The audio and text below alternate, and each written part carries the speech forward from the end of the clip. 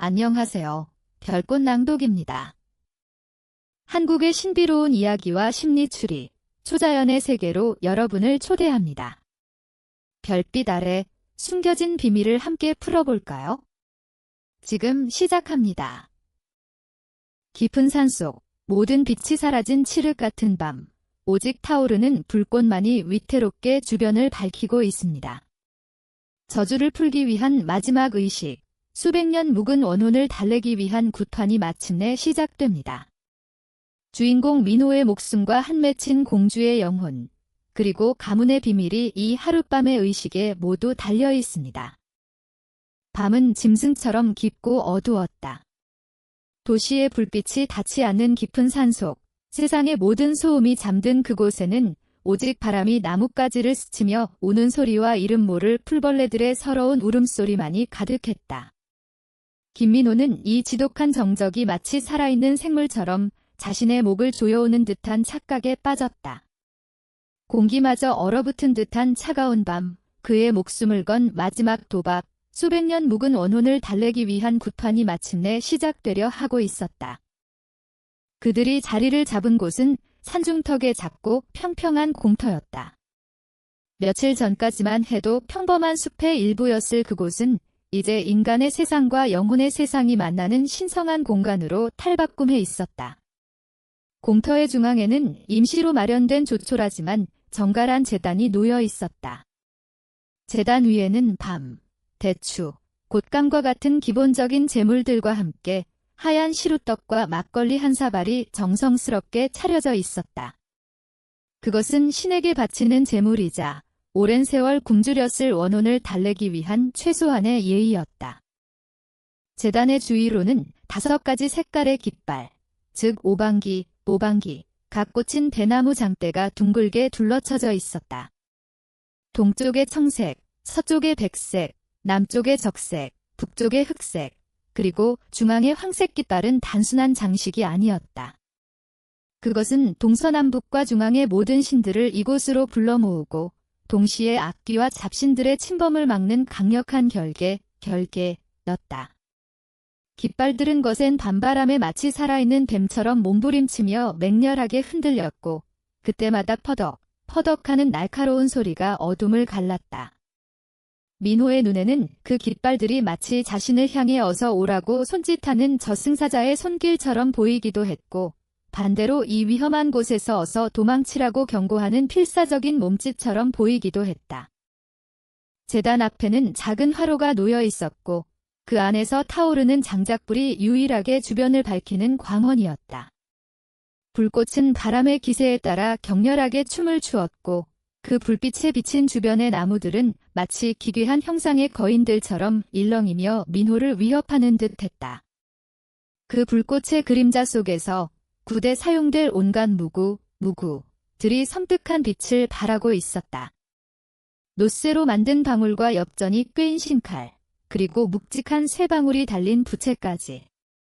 그 도구들은 낮에 보았을 때는 그저 낡고 오래된 물건에 불과했지만 이 신성한 공간과 칠흑 같은 어둠 속에서는 저마다 강력한 영적인 힘을 품고 있는 듯한 위압감을 풍겼다.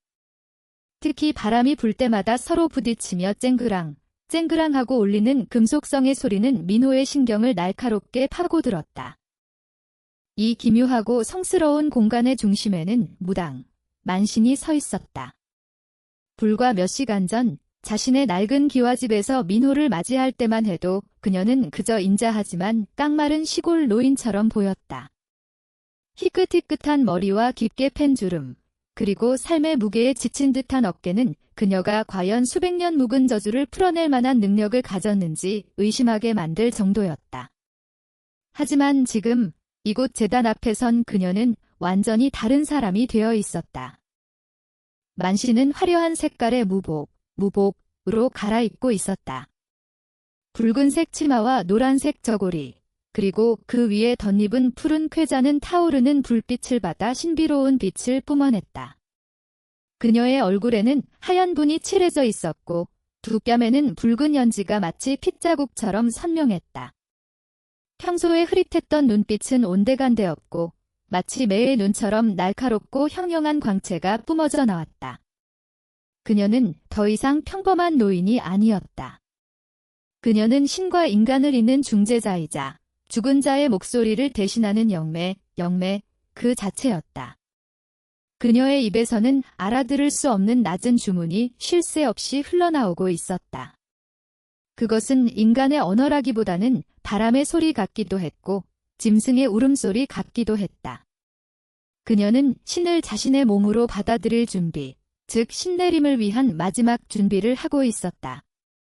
그녀의 주변 공기가 미세하게 진동하는 듯한 착각마저 들었다. 그 신성하면서도 위압적인 분위기 속에서 주인공 민호는 제단 한쪽에 죄인처럼 꿇어앉아 있었다.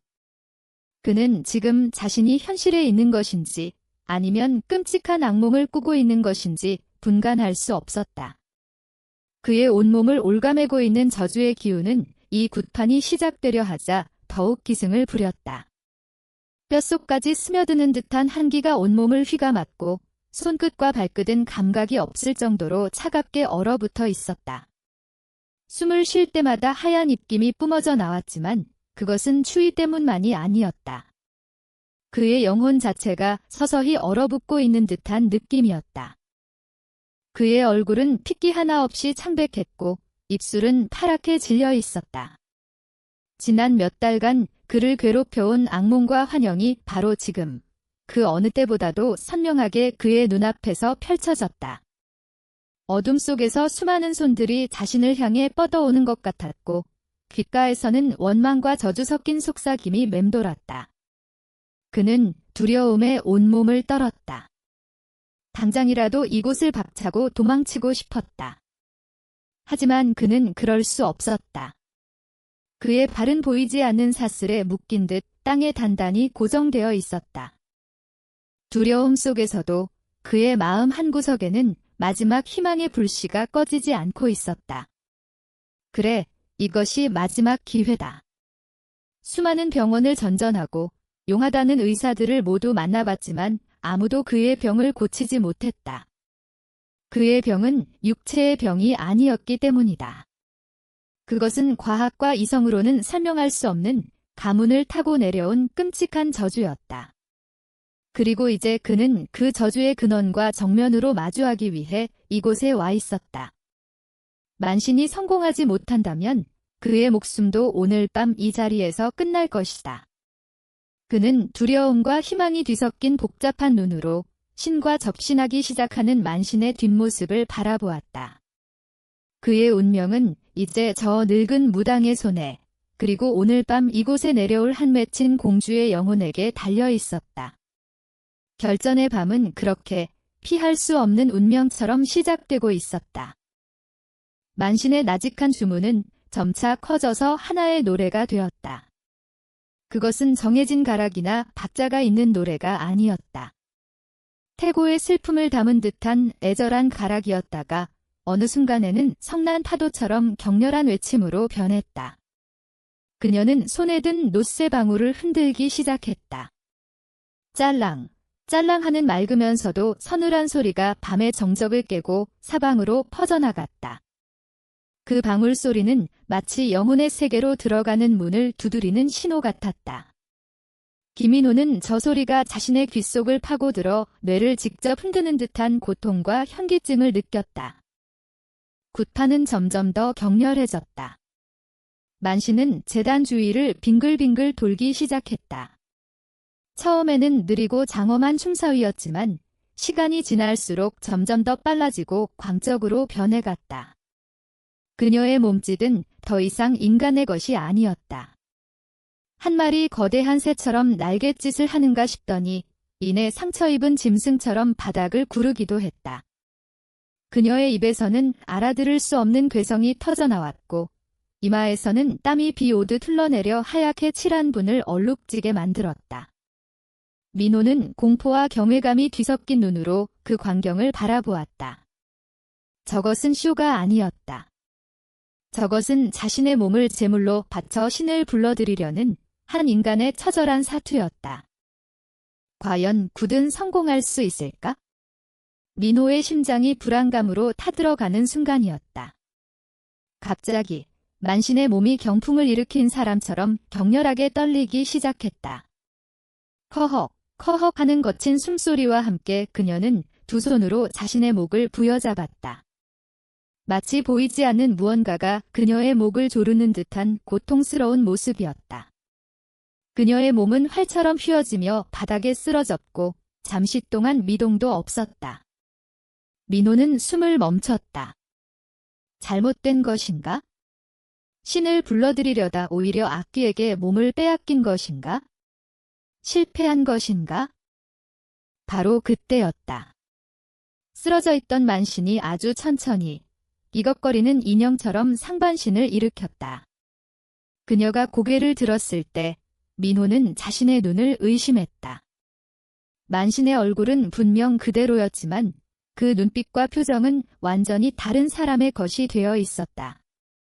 날카롭고 형형하던 무당의 눈빛은 온데간데였고 깊이를 알 수 없는 슬픔과 원망, 그리고 고고한 기품이 서린 한 젊은 여인의 눈빛이 그 자리를 차지하고 있었다. 그녀의 입술이 천천히 열렸다. 그리고 흘러나온 목소리는 이전에 걸걸하고 쉰만신의 목소리가 아니었다. 옥구슬이 굴러가는 듯 맑으면서도 동시에 오랜 세월 땅속에 묻혀있던 이 서려있는 듯 차갑고 애절한 젊은 여인의 음성이었다.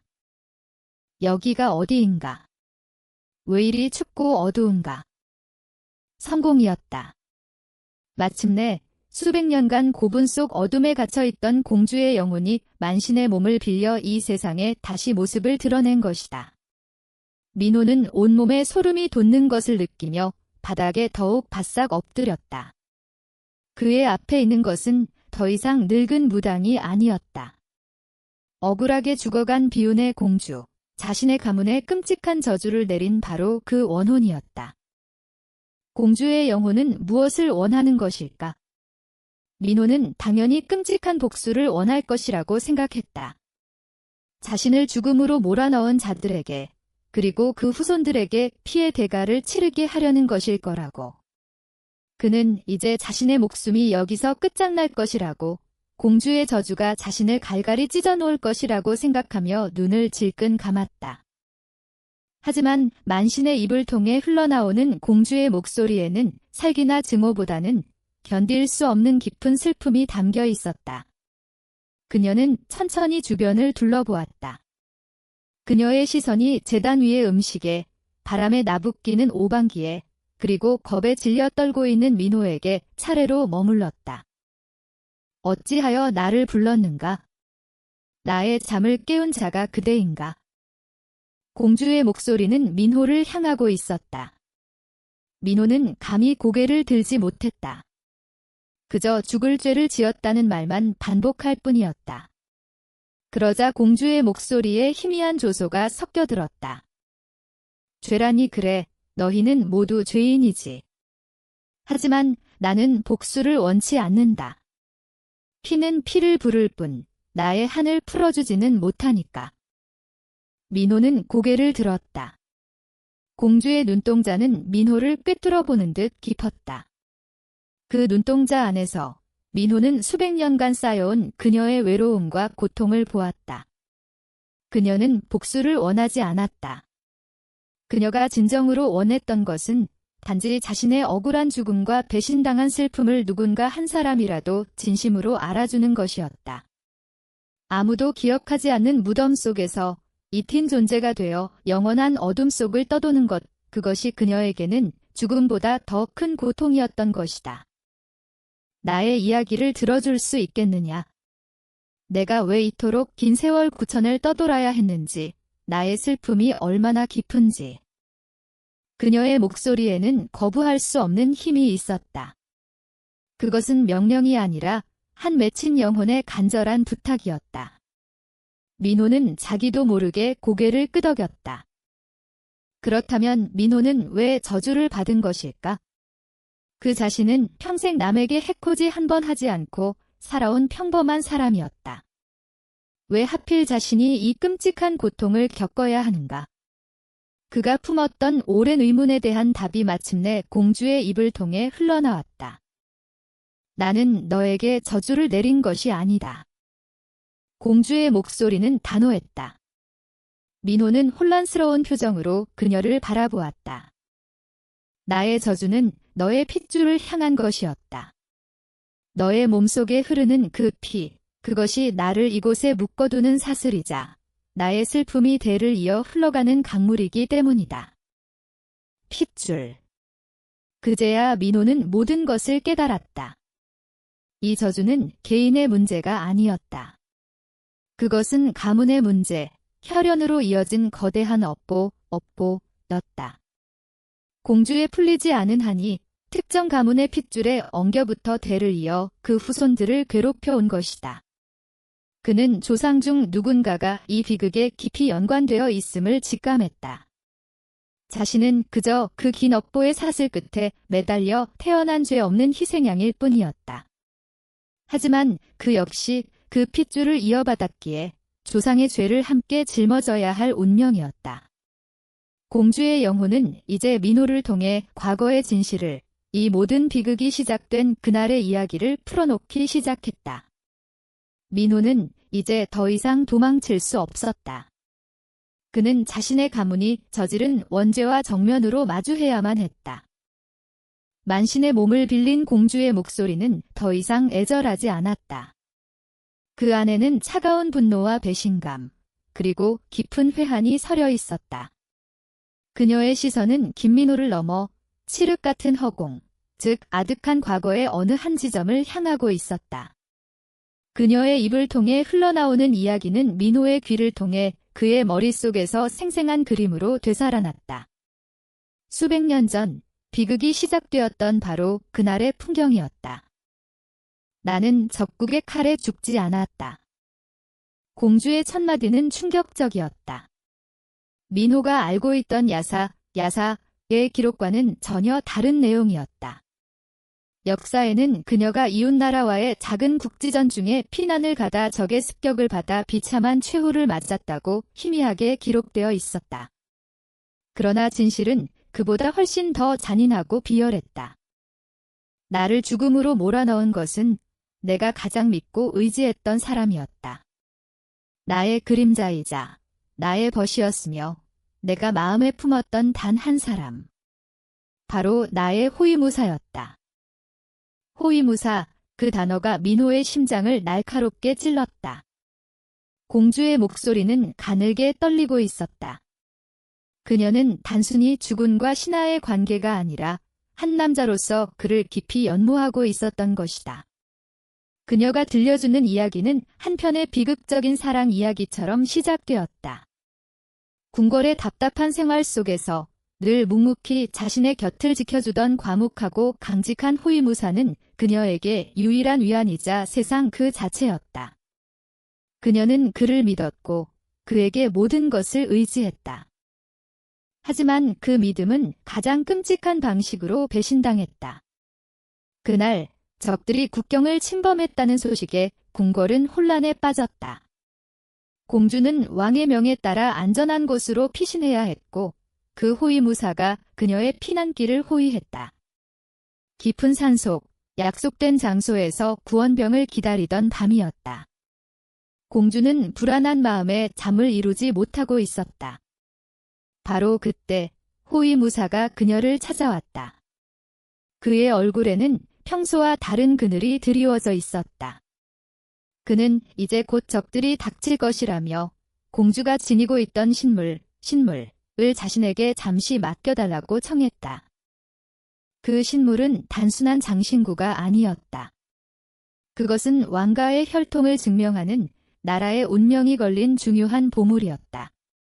위급한 상황에 왕이 공주에게 자신의 목숨처럼 지키라고 맡긴 것이었다. 공주는 잠시 망설였지만 이내 그를 믿고 자신의 목에서 신물을 풀어 그의 손에 쥐어주었다. 그녀의 인생에서 가장 큰 실수였다. 신물을 손에 넣은 호위무사의 눈빛은 차갑게 변했다. 그는 공주에게 칼을 겨누었다. 공주는 무슨 짓이냐고 물었지만 그는 아무 대답도 하지 않았다. 대신 그는 공주를 호위하던 다른 병사 몇 명을 그 자리에서 베어버렸다. 그리고는 마치 적의 습격을 받은 것처럼 교묘하게 현장을 꾸몄다. 그는 공주를 죽이지는 않았다. 대신 그는 공주를 산속 깊은 동굴에 가두고 입구를 큰 바위로 막아버렸다. 그리고는 홀로 궁으로 돌아가 공주가 적의 습격을 받아 신물과 함께 사라졌다고 거짓 보고를 올렸다. 다른 호위 병사들이 모두 죽었기에 그의 말을 의심하는 사람은 아무도 없었다. 공주는 칠흑 같은 동굴 안에서 필사적으로 살아남기 위해 발버둥 쳤다. 배신감에 몸을 떨면서도 언젠가 구출될 것이라는 희망을 놓지 않았다. 하지만 아무도 그녀를 찾아오지 않았다. 그녀는 굶주림과 추위, 그리고 지독한 절망 속에서 서서히 죽어갔다. 그녀의 마지막 숨결은 그를 향한 저주와 원망으로 가득 차 있었다. 민호는 숨쉬는 것조차 잊은 채 이야기에 빠져들었다. 그렇다면 그 배신자 호위무사는 어떻게 되었을까? 그리고 그가 바로 자신의 조상이라는 말인가? 공주는 민호의 생각을 읽기라도 한 듯 싸늘한 목소리로 말을 이었다. 그 배신자는 나의 죽음을 발판 삼아 출세 가도를 달렸다. 그는 훗날 내가 맡겼던 신물을 우연히 되찾은 것처럼 꾸며 왕에게 바쳤고 그 공으로 높은 벼슬과 수많은 재물을 하사받았다. 그는 영웅이 되었고 그의 가문은 대대로 부와 명예를 누리게 되었지.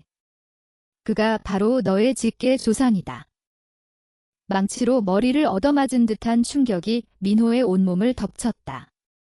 자신의 가문이 대대로 누려온 모든 부와 명예, 그리고 행운이 한 여인의 억울한 죽음과 배신 위에 세워진 것이었다니. 자신이 그토록 자랑스러워했던 가문의 역사가 사실은 더럽고 추악한 죄악의 역사였다는 사실을 그는 도저히 받아들일 수 없었다. 그의 몸속에 흐르는 피가 부끄러움과 죄책감으로 뜨겁게 끓어오르는 듯했다. 이제 그는 알 수 있었다. 왜 자신의 가문에 이토록 끔찍한 저주가 내렸는지를. 그것은 저주가 아니라 당연한 인과응보였다. 그렇다면 이 지독한 저주를 푸는 방법은 무엇일까? 민호는 간절한 눈빛으로 공주를 바라보았다. 그는 어떤 대가라도 치를 준비가 되어 있었다. 저주를 푸는 길은 단 하나뿐이다. 공주의 목소리는 단호했다. 나의 하는 복수로 풀리는 것이 아니다. 나의 억울함을 알아주고 빼앗겼던 나의 것을 되돌려주는 것, 진정한 사죄와 반성을 통해 비로소 나의 영혼은 안식을 찾을 수 있을 것이다. 너의 조상이 나에게서 훔쳐 너희 가문의 거짓된 번영을 가져다 준 바로 그 신물을 나에게 돌려다오. 신물. 민호의 뇌리에 한 가지 물건이 섬광처럼 스쳐 지나갔다. 그의 집안 대대로 가문의 행운을 지켜주는 갑오로 내려오던 그 자신도 목숨처럼 소중히 여기던 작은 속 놀이개. 어릴 적부터 할아버지에게 귀에 못이 박히도록 들었던 이야기가 있었다. 이 놀이개는 우리 가문의 시족께서 큰 공을 세워 임금님께 하사받은 보물이다. 이것이 있는 한 우리 가문은 영원히 번창할 것이다. 모든 조각이 맞춰졌다. 가문의 행운의 상징이었던 그 옥놀이개가 바로 공주의 한이 서린 신물이자 모든 비극의 시작점이었던 것이다. 가문의 영광이라고 믿었던 것이 사실은 가장 부끄러운 죄의 증거였다. 그는 이제 끔찍한 선택의 기로에 놓였다. 저주를 풀기 위해서는 자신의 가문이 쌓아 올린 모든 것의 근간이 되는 보물을 포기해야만 했다. 그것은 단순히 값비싼 물건 하나를 버리는 것이 아니었다. 그것은 자신의 가문의 역사를 부정하고 조상의 죄를 스스로 인정하는 행위였다. 진실은 때로 감당할 수 없을 만큼 잔인했다. 그는 이제 자신의 목숨과 가문의 거짓된 명예 사이에서 가장 고통스러운 선택을 내려야만 했다. 공주의 목소리가 잦아들자 굿판에는 다시 무거운 침묵이 내려앉았다.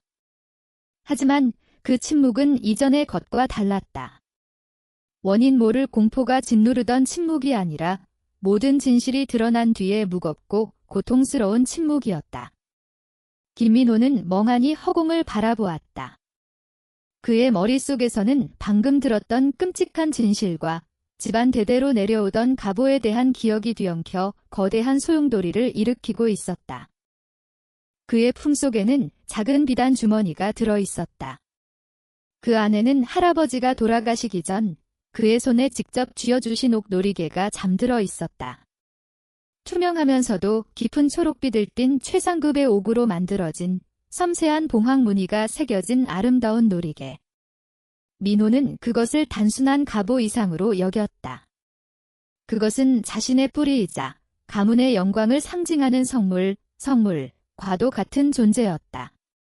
그는 아플 때마다 혹은 중요한 일을 앞두고 있을 때마다 그 차가운 옥의 감촉을 느끼며 위안을 얻곤 했다. 가문의 행운이 자신과 함께하고 있다는 믿음, 조상들이 자신을 지켜주고 있다는 든든함을 그 옥 놀이개를 통해 확인했던 것이다. 하지만 이제 그 모든 것이 거짓이었음이 드러났다. 가문의 행운은 한 여인의 피눈물 위에 세워진 신기루였고 조상의 영광은 배신과 탐욕으로 얼룩진 죄악의 다른 이름이었다. 그가 그토록 소중히 여겼던 옥 놀이개는 행운의 상징이 아니라 풀리지 않는 원한이 깃든 저주의 매개체였던 것이다. 그는 자신의 손으로 품 안에 있는 비단 주머니를 천천히 꺼냈다. 주머니를 여는 그의 손길은 마치 천근의 무게를 짊어진 듯 무겁고 더뎠다. 마침내 모습을 드러낸 옥 놀이개는 타오르는 불빛을 받아 신비로운 녹색 빛을 발했다. 여전히 아름다웠지만 이제 민호의 눈에는 그 아름다움이 처절하게 보였다. 저 섬세한 봉황 무늬는 마치 억울하게 죽어간 공주의 슬픈 눈동자처럼 느껴졌고 옥의 차가운 감촉은 그녀의 식어버린 체온처럼 느껴졌다. 그는 이제야 깨달았다. 자신이 이 놀이개를 만질 때마다 느꼈던 서늘한 기운이 단순히 옥의 성질 때문이 아니었다는 것을. 그것은 바로 공주의 이 전해져 오는 것이었음을. 민호는 극심한 내적 갈등에 휩싸였다. 그의 머릿속에서 두 개의 목소리가 치열하게 싸우기 시작했다. 하나의 목소리는 이성적이고 현실적인 목소리였다. 이것을 포기하면 어떻게 되는가? 이것은 단순한 놀이개가 아니다. 우리 가문의 역사 그 자체다. 이것을 없애버리는 것은 조상 대대로 이어온 모든 것을 부정하는 행위다. 어쩌면 이 저주는 그냥 미신일지도 모른다. 이까진 늙은 무당의 말을 어떻게 믿는가? 그 목소리는 가문의 명예와 재산을 지키라고 헛된 감상에 빠져 모든 것을 잃지 말라고 속삭였다. 하지만 다른 하나의 목소리는 그의 양심 깊은 곳에서부터 울려나왔다. 너는 모든 진실을 알게 되었다. 한 여인이 너의 조상 때문에 억울하게 죽어 수백 년간 어둠 속에서 고통받고 있다. 내가 지금 겪는 고통은 그녀가 겪은 고통에 비하면 아무것도 아니다. 내가 누려온 모든 것들이 그녀의 희생 위에 세워진 것이라면 그것을 되돌려주는 것이 마땅한 도리가 아닌가. 그 목소리는 조상의 죄를 대신하여 용서를 구하고 이 비극의 고리를 자신에 대해서 끊어내야 한다고 말하고 있었다. 그는 자신의 목숨과 가문의 거짓된 유산 사이에서 괴로워했다. 만약 그가 이 놀이개를 포기하지 않는다면 그는 아마도 이 저주 속에서 서서히 죽어가게 될 것이다. 하지만 만약 그가 놀이개를 포기한다면 그는 목숨을 건질 수 있을지도 모른다. 그러나 동시에 그는 가문의 배신자가 된다. 행운의 상징을 제 손으로 없애버린 불효막심한 후손으로 기억될 것이다. 어쩌면 가문의 부와 명예도 함께 사라져 버릴지 모른다. 어떤 선택을 하든 그는 무언가를 잃어야만 했다. 그의 고뇌를 지켜보던 공주의 영혼이, 즉 만신이 나지막이 입을 열었다. 선택은 너의 몫이다. 그 목소리에는 어떤 강요나 원망도 담겨 있지 않았다. 그저 모든 것을 체념한 듯한 깊은 슬픔만이 담겨 있을 뿐이었다. 민호는 눈을 감았다. 그의 머릿속에 지난 몇 달간 겪었던 끔찍한 고통이 스쳐 지나갔다. 밤마다 그를 찾아오던 악몽, 온몸에 피가 얼어붙는 듯한 한기, 그리고 이유 없이 자신을 옥죄어 오던 죽음의 공포. 그리고 그보다 더 선명하게 동굴 속에서 홀로 죽어가며 느꼈을 공주의 절망과 배신감이 그의 가슴을 후벼 팠다. 그래, 이 모든 것을 끝내야 한다. 더 이상 이기적인 욕심 때문에 한 맺힌 영혼을 외면할 수는 없다. 조상의 죄는 조상의 죄이지만 그 죄의 대가로 누려온 것들에 대한 책임은 후손인 자신에게도 있었다. 깊은 고뇌 끝에 민호는 마침내 결심을 굳혔다. 그의 눈빛이 이전과는 비교할 수 없을 정도로 단단하고 결연해졌다. 그는 더 이상 망설이지 않았다. 그는 자리에서 일어나 제단 앞에 놓인 화로, 모든 것을 태워 정화하는 불길 앞으로 다가섰다. 그는 손에 든 옥 놀이개를 마지막으로 한 번 내려다보았다. 그리고는 나지막이 속삭였다. 공주님, 부디 편히 잠드소서. 저의 어리석은 조상의 죄를 제가 대신하여 사죄드립니다. 그는 품속에서 옥 놀이개를 꺼내 타오르는 불길 속으로 힘껏 던져 넣었다. 쨍그랑 하는 날카로운 소리와 함께 수백 년의 시간을 버텨온 단단한 옥이 불의 열기를 이기지 못하고 산산조각 나는 소리가 들렸다. 바로 그 순간 믿을 수 없는 일이 벌어졌다. 화로 속의 불길이 마치 기름을 부은 듯 활활 소리를 내며 하늘 높이 치솟아 올랐다. 그 빛은 너무나도 강렬해서 한밤중의 산속을 대낮처럼 밝혔다. 그리고 그 거대한 불기둥 속에서 민호는 희미하게 한 여인의 형상을 보았다. 소복을 입은 채 슬프지만 편안한 미소를 띤 공주의 모습이었다. 그녀는 민호를 향해 가볍게 고개를 숙여 보였고 이내 한 줌의 빛이 되어 불길과 함께 하늘로 흩어졌다. 그리고 이내 하늘을 찌를 듯 타오르던 불길은 마치 처음부터 없었다는 듯이 한순간에 훅 하고 꺼져버렸다. 주변은 다시 칠흑 같은 어둠에 잠겼지만 이전과는 다른 평화로운 어둠이었다. 지독했던 한기는 거짓말처럼 사라졌고 상쾌하고 따스한 밤 공기가 그의 뺨을 부드럽게 스쳤다. 모든 것이 끝난 것이다. 길고 길었던 저주의 사슬이 마침내 끊어졌다. 불길이 사그라들자 지독했던 한기도 함께 사라졌습니다. 민호는 수십 년 만에 처음으로 온전한 평온을 느낍니다. 억울했던 공주의 영혼은 마침내 안식을 찾았고 한 가문을 올가매던 길고 긴 저주의 사슬도 끊어졌습니다. 때로는 진실을 마주하는 용기만이 과거의 상처를 치유할 수 있는 유일한 길인지도 모릅니다. 별꽃 낭독과 함께한 시간 즐거우셨나요? 다음 이야기에서 더 깊은 비밀을 풀어봅시다. 구독과 좋아요 잊지 말아주세요. 별빛 아래서 다시 만나요.